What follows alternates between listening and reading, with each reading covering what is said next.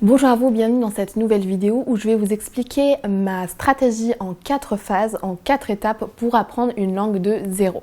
Si vous apprenez à l'heure actuelle l'anglais et que vous avez un bon niveau, vous pouvez tout à fait utiliser ces 4 étapes pour apprendre une nouvelle langue.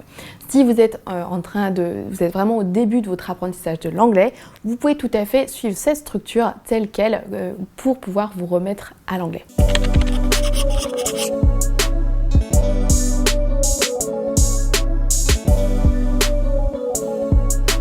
Bonjour à vous, bienvenue dans cette vidéo, je m'appelle Léa et je suis coach d'anglais. Sur cette chaîne, je vous donne des astuces et des conseils pour booster votre niveau d'anglais et votre confiance en vous pour pouvoir vous exprimer à l'oral.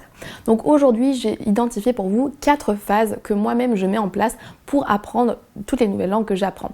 Je parle anglais et espagnol couramment, le français est ma langue maternelle, je parle également norvégien avec un assez bon niveau, je baragouine un petit peu d'allemand et je me suis récemment mis au chinois.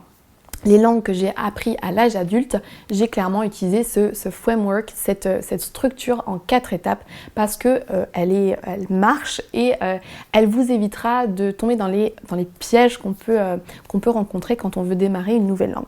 Ces pièges, selon moi, c'est par exemple de vouloir se concentrer sur la grammaire, de vouloir prendre le Becherel et d'apprendre par cœur tous les temps, les prépositions, etc. Si vous démarrez par ça, vous allez clairement renoncer rapidement. Quelle que soit la langue, le fait d'ingurgiter la grammaire quand on est débutant, c'est clairement pas ce qu'il faut faire, ça ne nous aidera pas du tout. Pour vous prouver que ce que je dis est vrai et que ces étapes fonctionnent, je voudrais juste vous montrer quel niveau j'ai réussi à atteindre en chinois en faisant 3 à 6 mois d'apprentissage seul en utilisant cette méthode. Peut-être que vous n'allez rien comprendre si vous ne parlez pas chinois, mais pour vous montrer à quel point on peut parler rapidement, même une langue compliquée, en utilisant cette stratégie toute simple en 4 étapes. 早安，我叫Léa，我是法国人，我住在法国，我是英文老师。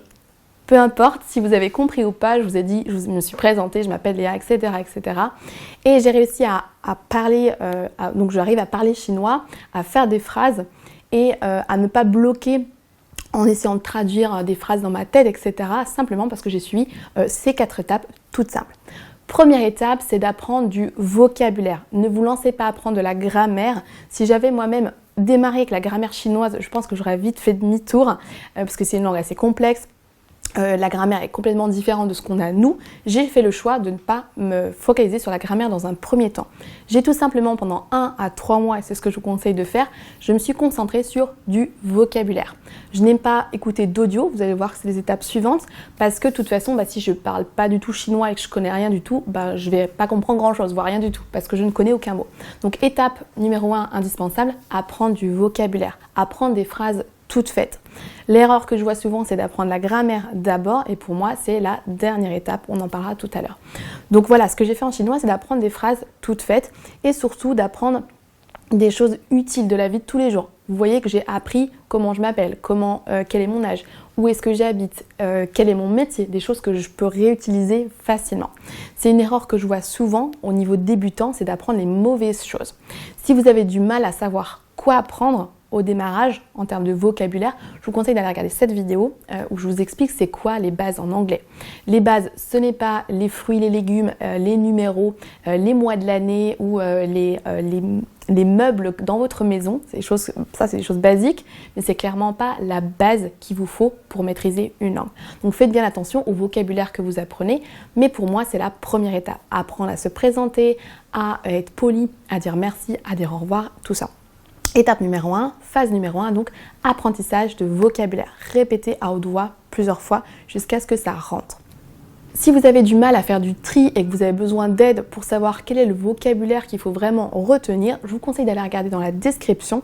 J'ai créé pour vous un pack de fiches de révision où justement j'ai fait le tri parmi l'utile, tout ce qui est indispensable à retenir, toutes les expressions à retenir du niveau débutant au niveau intermédiaire.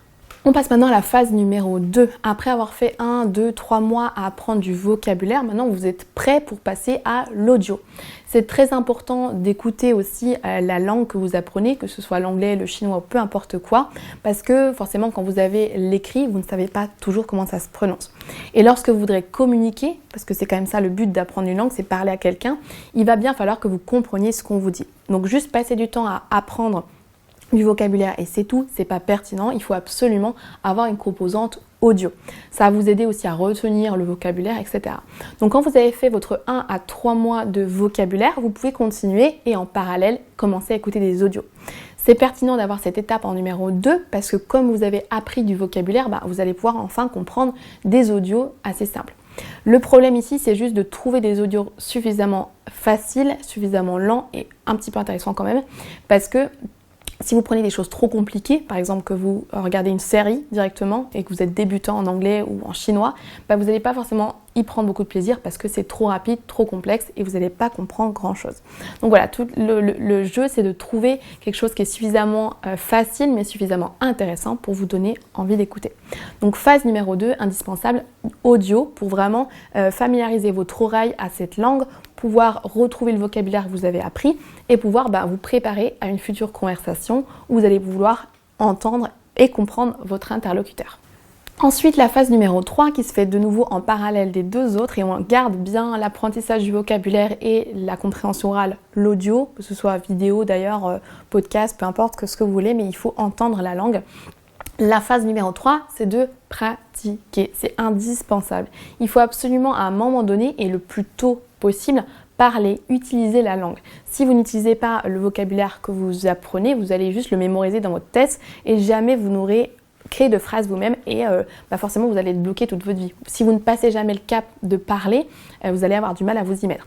Vous pouvez, même en étant débutant, pratiquer. Vous voyez que je vous ai fait une petite démo d'une minute avec le chinois, ce que j'ai réussi à faire en 3 à 6 mois. Je n'ai encore jamais parlé à personne. Donc c'est tout à fait possible de pouvoir utiliser une langue à l'oral, même si on est débutant.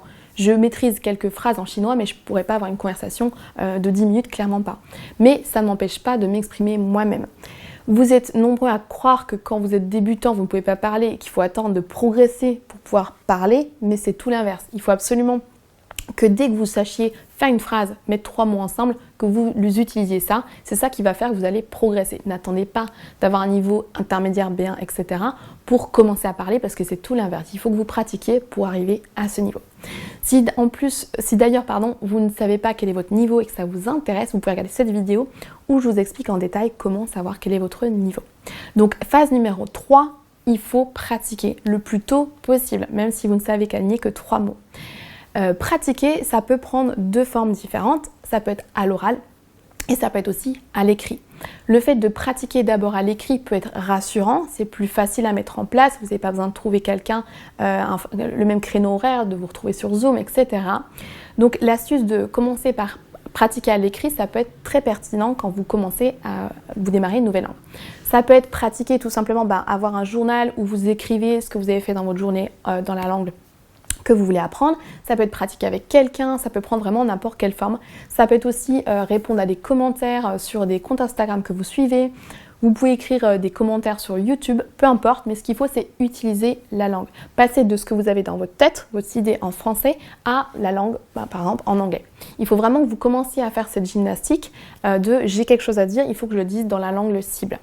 Donc c'est quelque chose que vous pouvez commencer à faire à l'écrit. Si vous êtes à l'aise et que vous êtes, même pas d'ailleurs, il faut se lancer de toute façon sans être à l'aise, mais vous pouvez tout à fait commencer à pratiquer à l'oral sans problème.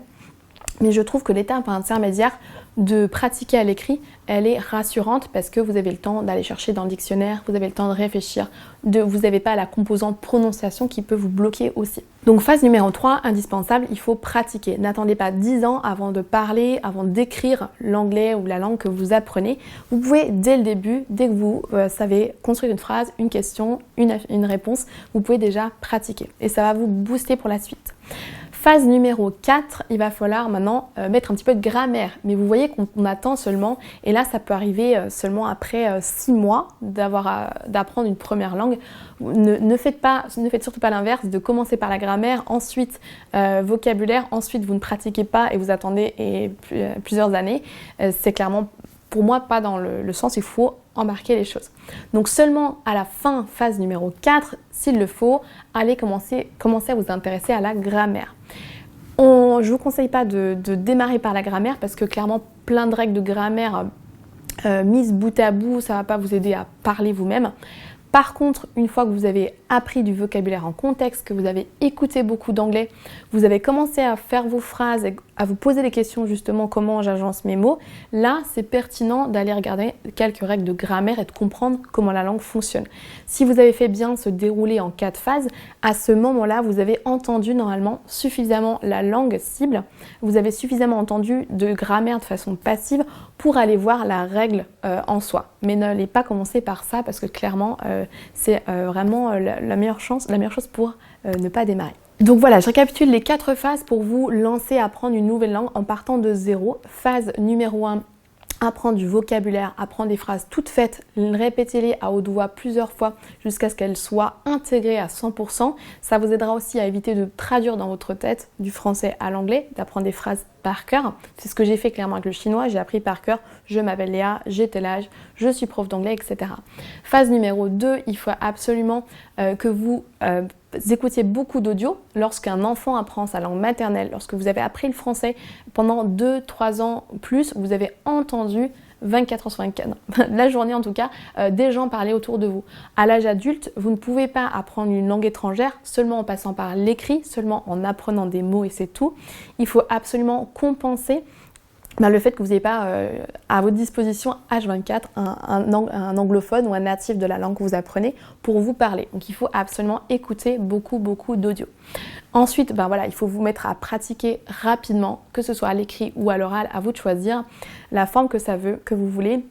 Ça peut être avec un partenaire linguistique, ça peut être avec un prof, ça peut être sur YouTube, sur Instagram, peu importe. Mais il faut vraiment faire des phrases. Et seulement, dernière étape, à la fin, un petit peu de grammaire. Une fois que vous avez suffisamment été imprégné par cette langue pour comprendre en fait ces règles de grammaire.